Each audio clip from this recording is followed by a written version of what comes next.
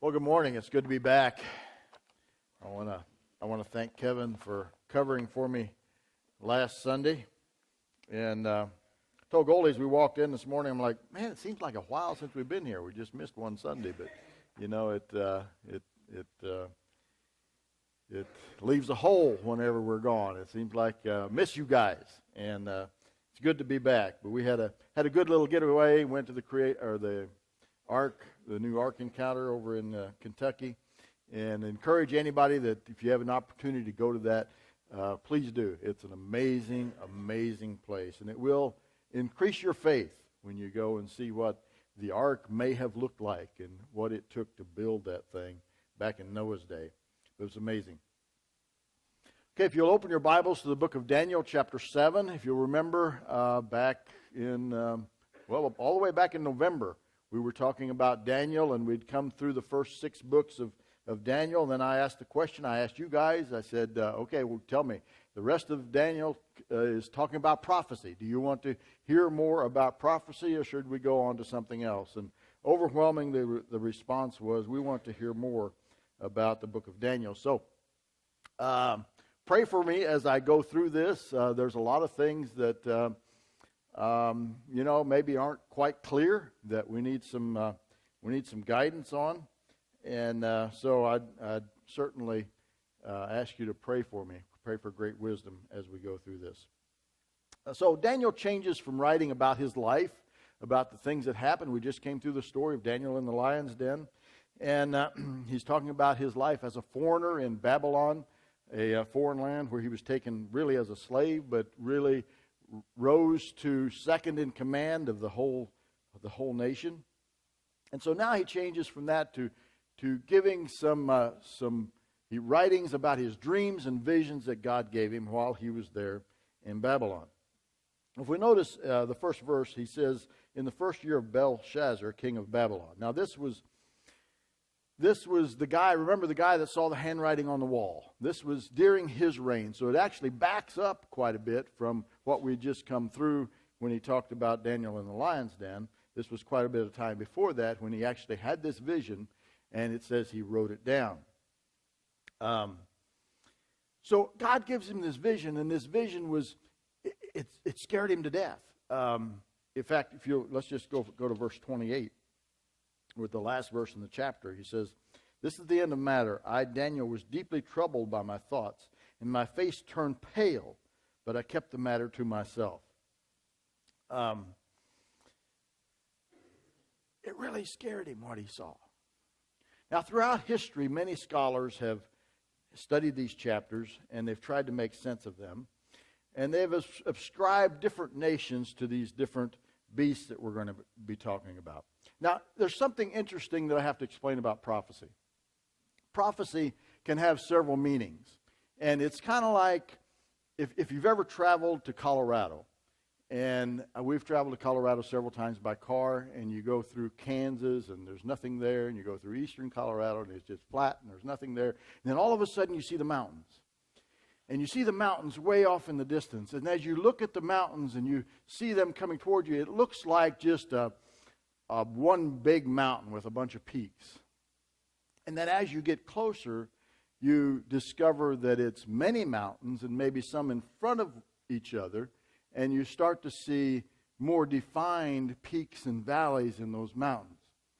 Prophecy is a little bit like that. As we look at prophecies, we've looked at prophecy throughout history, we can see some things coming to pass, but as we maybe get closer to their fulfillment, we can start to see them more refined, and we can start to see different meanings, different peaks, different very defined outcomes of prophecy. Now, there's 4 beasts in this chapter that he talks about. There's a lion, a bear, a leopard, and then what he calls really a terrible beast, an indescribable beast.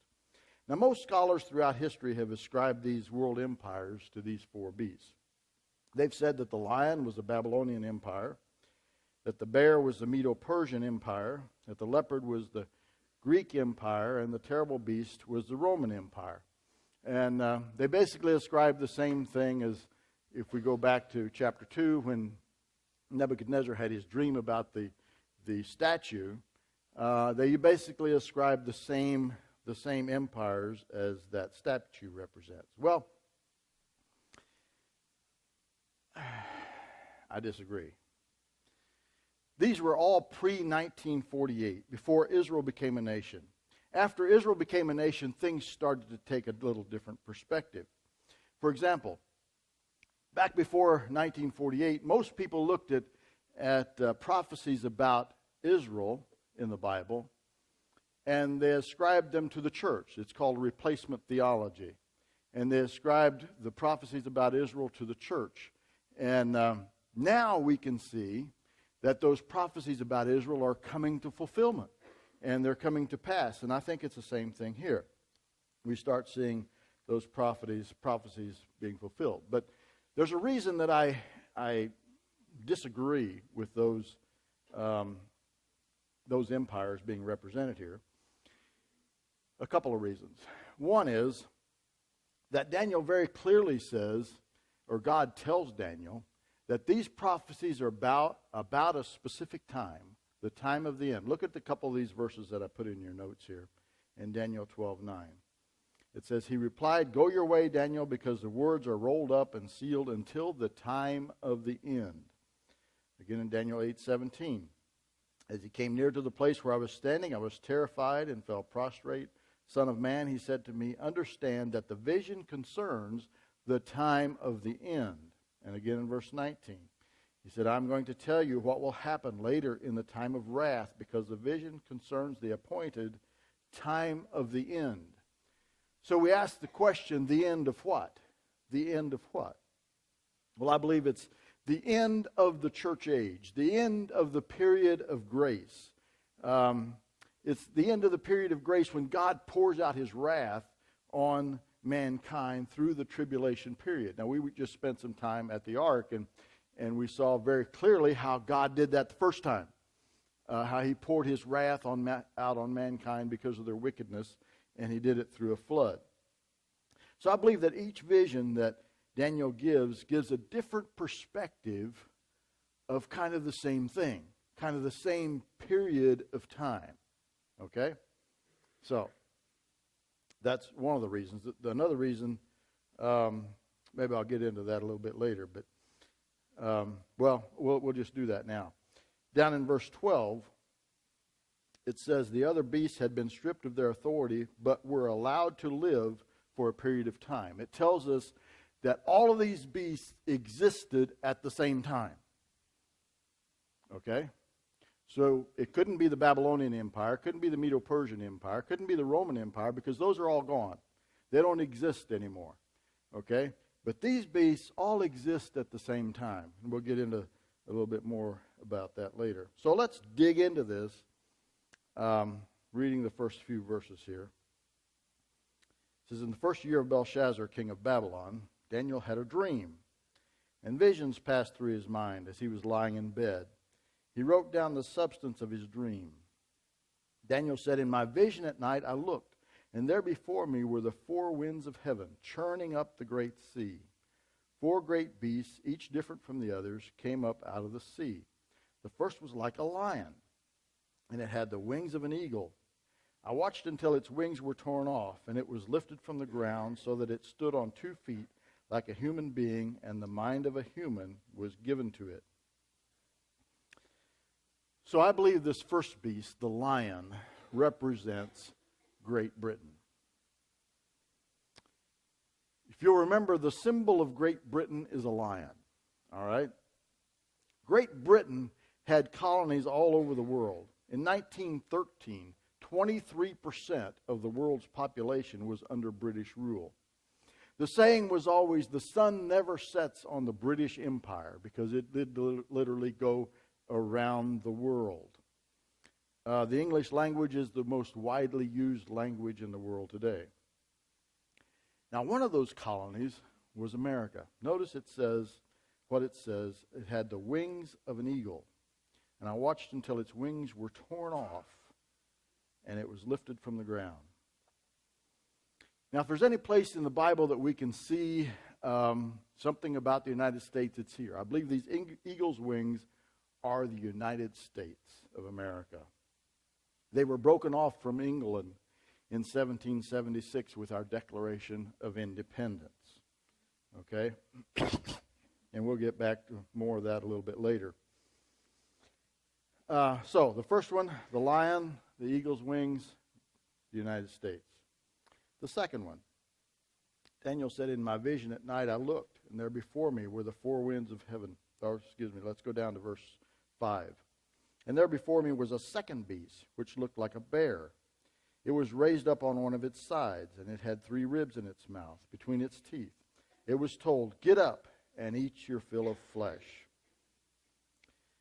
What is the second beast? I believe it's Russia. The bear is Russia. You know, we thought when the Berlin Wall came down in 1989 that the era of Russian rule, what we call the Iron Curtain, was over. Little did we know that a former KGB agent would come to power, Vladimir Putin. He has ambitious plans to make Russia great again, to reestablish the glory days of the Soviet Union when the greatest fear of the West was to be taken over by the Russian bear. Some of you aren't old enough to remember that. I am old enough to remember the Cold War and to remember, our greatest fear was being nuked by the Russians back then. And it wasn't, in fact, just 4 years ago in 2012, 5 years ago now. This is 2017. Can you imagine that? In 2012, Barack Obama mocked Mitt Romney for saying Russia was a threat to the United States. Notice what it says here. It says he has 3 ribs in its mouth, signifying aggression. Russia has a long history of mass killing, sending people to labor camps, never to be heard from again. Estimates are that up to 40 million people of their own people were murdered under Stalin. Russia has become very aggressive on the world stage today. It's taken over a large part of Ukraine.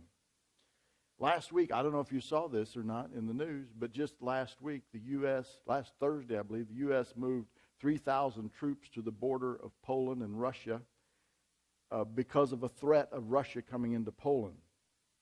And of course, you may have heard about that computer hacking scandal that's going on right now.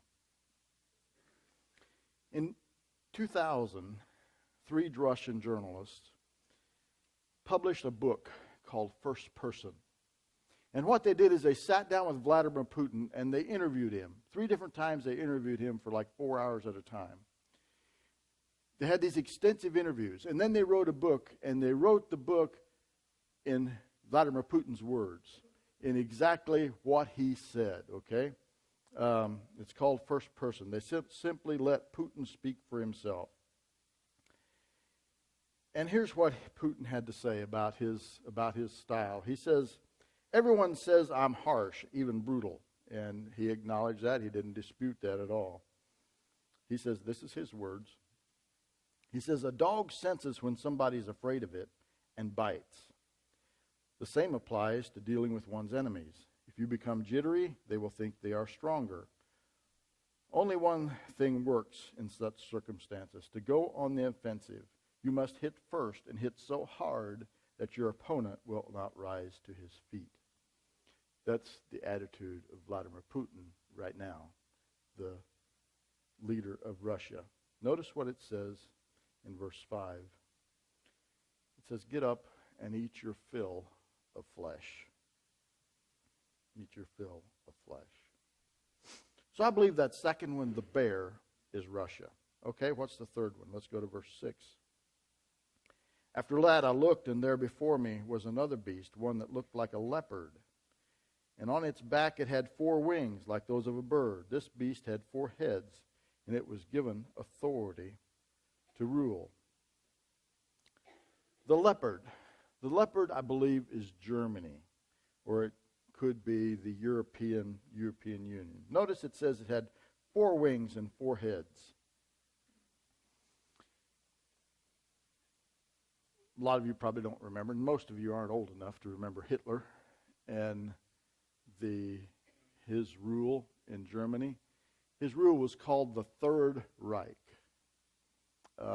Anybody remember studying about that, hearing about that? The Third Reich in Germany.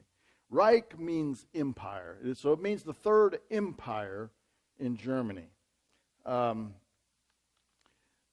were two others before that. The First Reich was in 1806 with Charlemagne. The Second Reich was in 1870 to 1919. It was ended at the end of the First World War. And then there was a Third Reich, Adolf Hitler's Germany.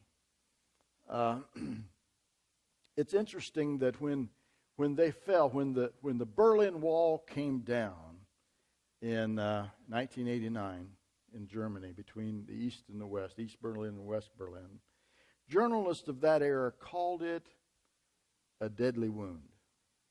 Or, excuse me, this was when the end of World War II, when the wall was divided, when Berlin was divided between East Germany and West Germany. They called it a deadly wound. It referred to a divided Germany. Revelation 13:3 says, "And I saw one of his heads as it were wounded to death, a deadly wound. And his deadly wound was healed, and all the world wondered after the beast." Could this be that beast that he's talking about here?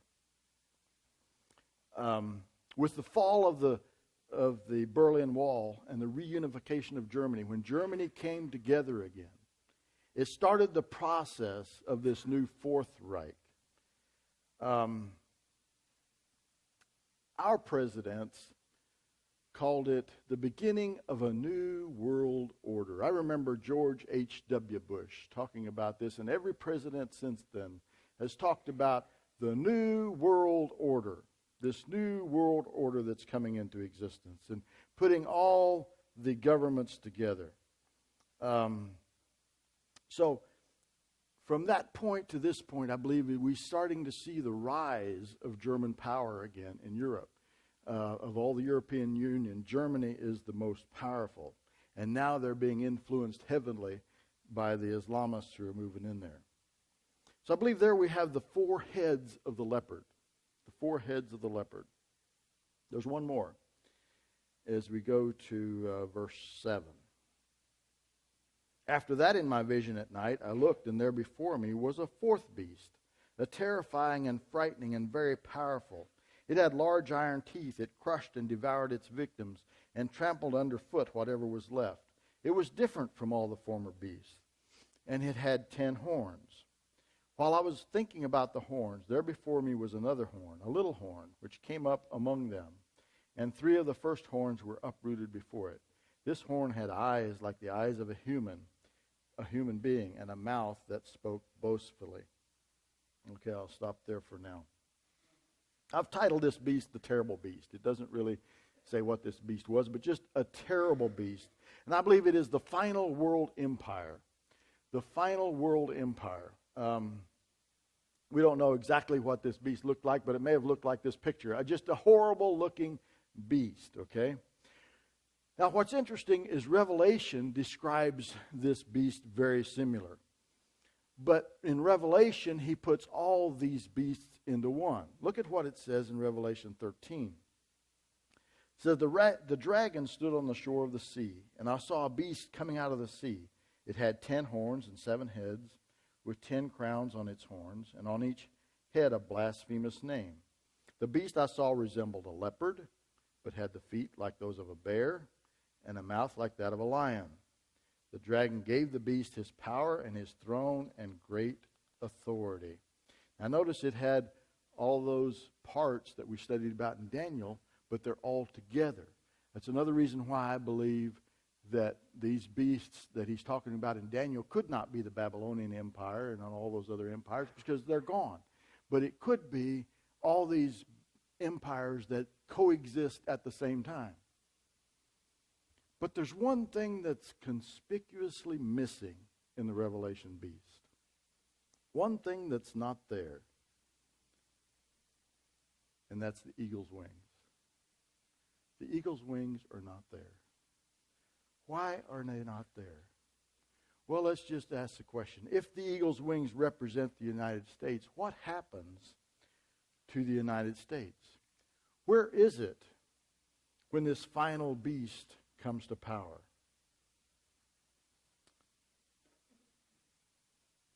Which brings us to another question. Could this beast that he's talking about in Revelation 13 be the United Nations? Now, what's the United Nations? Well, the United Nations was started after 1945, after World War II. The leaders of the world thought it would be a great idea for nations to come together and to work together. Instead of having all these isolated nations, we'll work together and we'll prevent a world war ever happening again. And we'll all work together. It sounded like a great idea, and it's worked throughout history. We haven't had another world war since then. Today, there are 193 nations that are members of the United Nations. They command a peacekeeping forces all over the world, over 100,000 uniformed troops wearing the United Nations uniform all over the world. They become more powerful every day. They're using the false prevalence of man-made climate change to control the world's population. Now, what's interesting is today,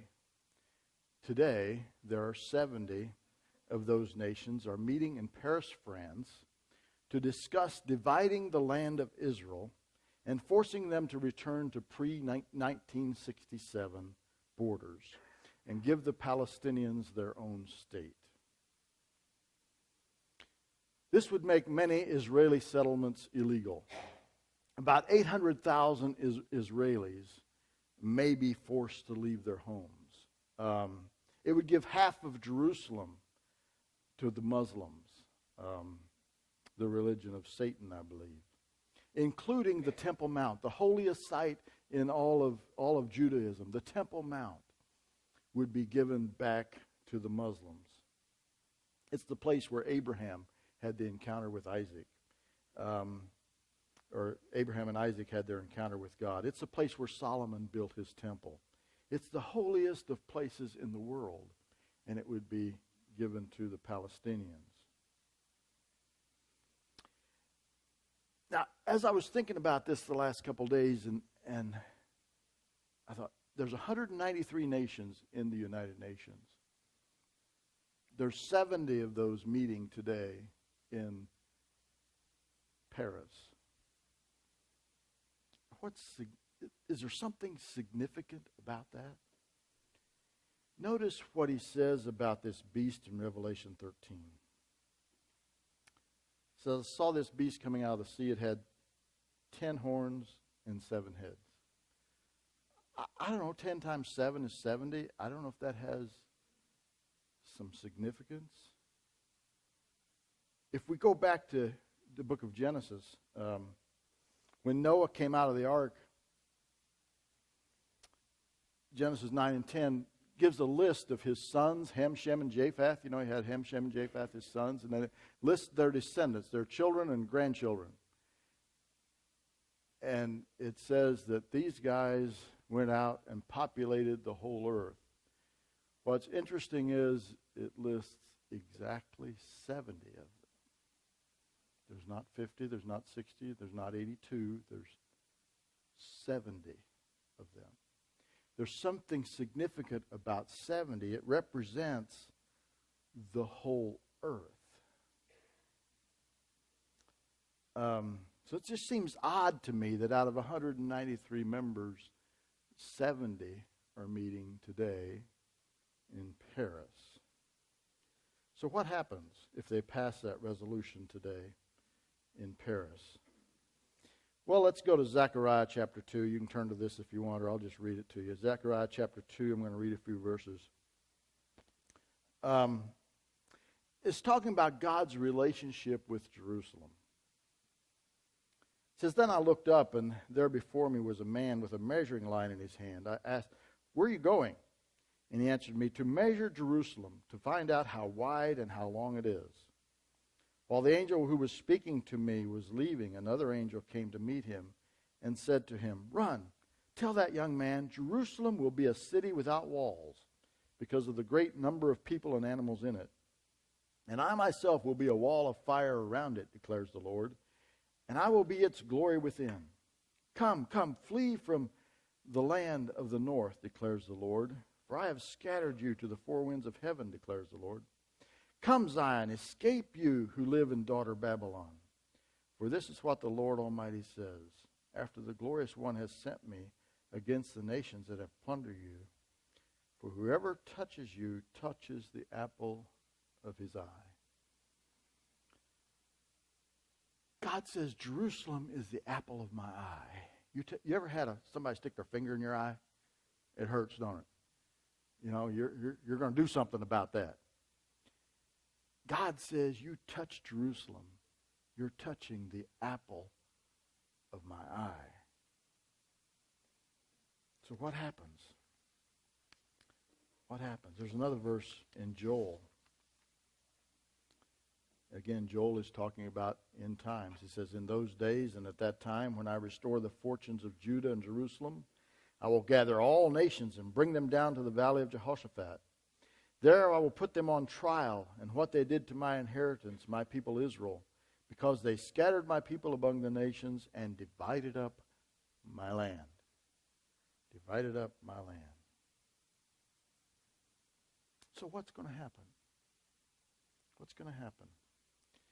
We already know that Israel is not going to give up Jerusalem without a fight.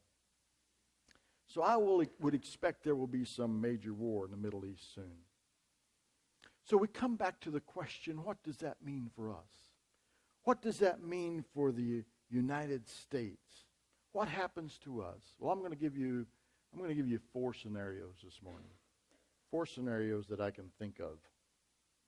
Because we see a little bit of a glimpse of the United States in Daniel. We don't see it in Revelation. Okay? So 4 things that I think could happen. Number 1, the rapture happens. And so many Christians disappear from the United States becomes irrelevant. I'm praying for that one. Number 2, Donald Trump gets inaugurated on Friday. He's vowed to stand with Israel, and I think that's a good thing. There's a movement on to defund the United Nations. 22% of their budget comes from the United States. Some advocate even drawing out completely. This would mean the United States and Israel standing alone.